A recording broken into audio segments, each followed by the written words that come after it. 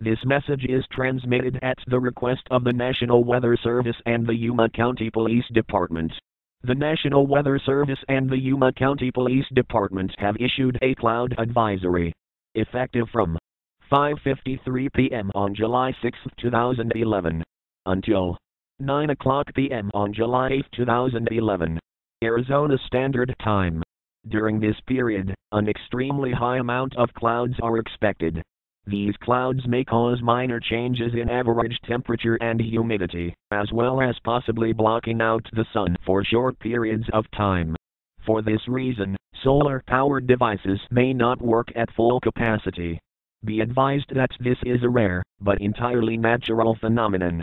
These clouds will not, in any way, damage property, animals, or crops. Clouds are not, in any way, hazardous to your health. Do not attempt to call your local sheriff's office in regards to these clouds. They are completely harmless. No disaster response or precaution is required or will be provided in response to these clouds.